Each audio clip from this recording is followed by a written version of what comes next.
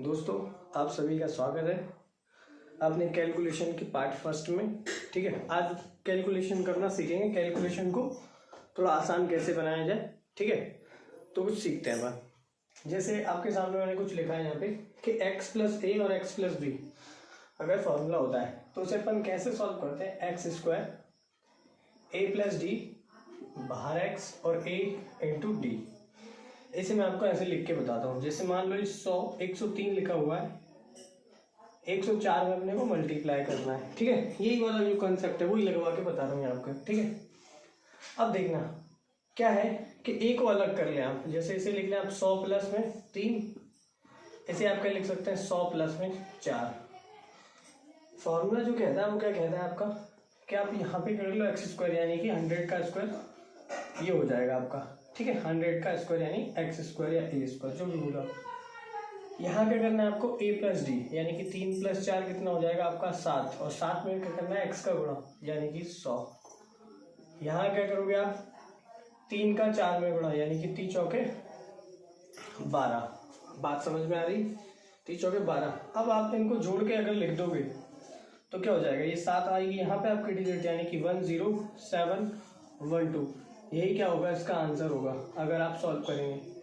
लेकिन अगर अपन इतना करेंगे तो फिर कैलकुलेशन तेज करने का मतलब ही क्या हुआ, अगर ऐसे कर रहे हैं तो।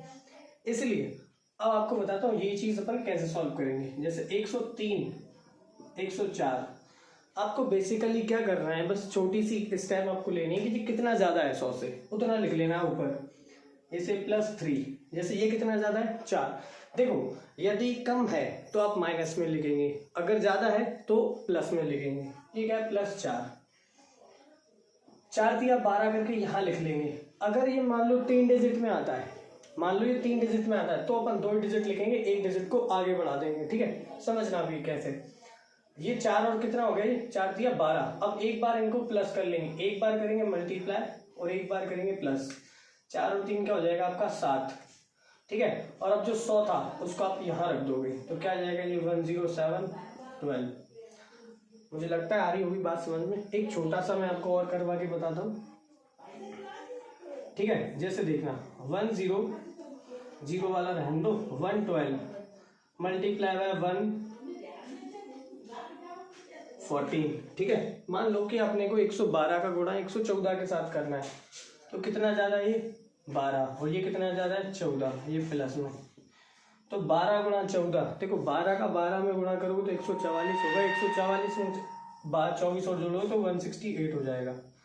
तो 68 आप धर लोगे यहाँ, एक रखोगे बचा के। बोला था आपको कि अगर 3 डिजिट आती हैं तो आप क्या करोगे, 2 डिजिट लिखोगे और 1 डिजिट को आगे कैरी कर दोगे।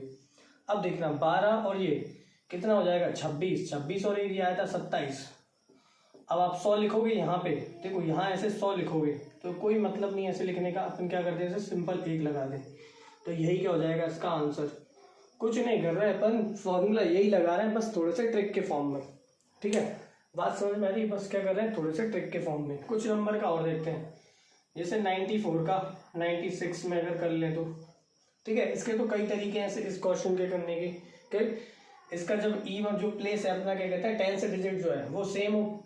ठीक है, और जो 1 से डिजिट है इसकी यूनिट डिजिट है उसका सम क्या हो 10 हो। तो क्या कर सकते हैं अपन, 6 का 4 में मल्टीप्लाई करके 24, और 9 के बाद कौन आता है 10, तो 9 का 10 में मल्टीप्लाई करके 90।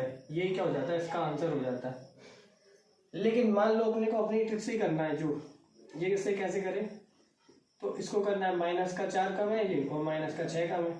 तो 6 चौके करोगे तो कितना हो जाएगा, ये 6 का 4 में गुणा करोगे तो हो जाएगा ये 24। ठीक है, आ रही बात समझ में? अब यहाँ पर आपने क्या किया है, 6 और 4 अगर जोड़ोगे तो ये बचेंगे -10। ठीक है, अगर इन्हें जोड़ोगे आप -6 और -4 को तो ये -10 हो जाएंगे। अब ये -10 आ गए और प्लस के अपने 100 लिखने वाले, तो 10 जैसे जाएंगे 100 में से तो बचेंगे 90 आपके, और ये बचेगा 24। तो कितना आ जाएगा 90 24, इसका आंसर आ जाएगा। थोड़े माइनस में थोड़ा सा लोचा है लेकिन लगाएंगे तो कर सकते हैं। देखो कुछ और क्वेश्चन मैं आपको करके बता दूं।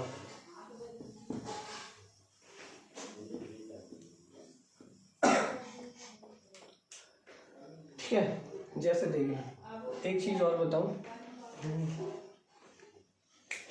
जैसे अब ऐसा आ जाए, मान लो कि 103 में मल्टीप्लाई बोल दे कि भाई साहब अपने से मल्टीप्लाई करो 97 से, ठीक है 97 से रहने दो, 94 से कर लेते हैं। अब देखो ये कितना कम है, 6 कम है, ये कितना ज़्यादा है, 3 ज़्यादा है, तो 6 तिया क्या होगा, माइनस का 18 होगा। अब इस 18 को आप लिख नहीं सकते, पहले आप क्या करते थे, लास्ट से 2 डिजिट लिख सकते थे, अब लेकिन लिख नहीं पाओगे आप। तो आप क्या करना है, इसके लिए आपको इसे लिखा रहना देना ऐसे ही, 3 और 6 को जोड़ोगे तो आपका आएगा माइनस का 3, जो कि अपन बेस 100 माना है, तो 100 में से 3 जाएगा तो 97 बचेगा। अब ये माइनस को 18 को घटाना है, यानी कि 96 18 घटाए तो ये 82, यानी कि यही क्या हो जाएगा, इसका आंसर हो जाएगा। यारी बात समझ में? एक दो क्वेश्चन और करवाता हूँ, वैसे आपको समझ में आएंगे। जैसे मान लो 114 का मल्टीप्लाई करना है अपने को 95 से करना है मान लो, ठीक है। तो क्या करें, ये 5 कम है और ये 14 ज़्यादा है, तो 14 पंजे जैसे ही करोगे आप, 14 पंजे होता है 70, ये लिख लोगे 70, लेकिन ये माइनस का है तो आप इसे कम करोगे 100 में से, यानी 100 में से कम करोगे क्या, 30 लिखने वाले हो। अब इनको अगर जोड़ लोगे तो ये कितना बचेगा, प्लस का 9, यानी कि 100 में 9 जोड़ दोगे तो 109 हो जाएंगे ये, ठीक है। लेकिन इसमें से 70 घटाओगे तो ये कितना हो जाएगा, 108 और 30, यानी कि यही क्या हो जाएगा, इसका आंसर हो जाएगा।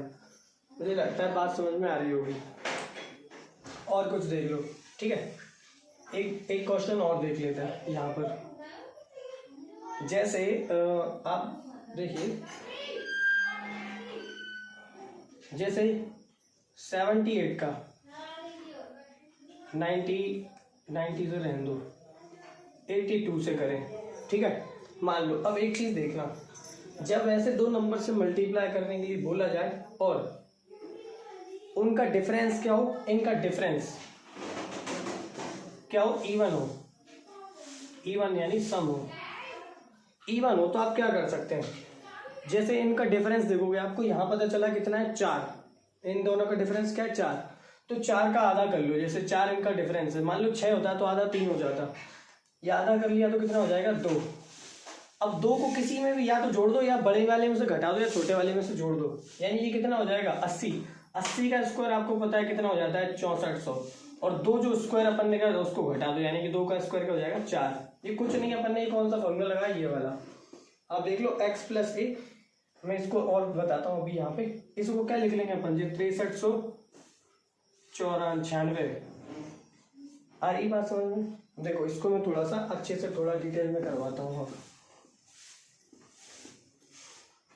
देखते हैं, जैसे क्या है, जैसे आप कोई भी नंबर है, जैसे एक छोटा सा देख लेते हैं, 104 और 96, इसको आप क्या लिख सकते हैं, 100 प्लस में 4, और इसे लिख सकते हैं आप 100 माइनस में 4। देखो कैलकुलेशन आप तेज जब भी कर सकते हो जब आपको उसके पीछे का पता है कंसेप्ट।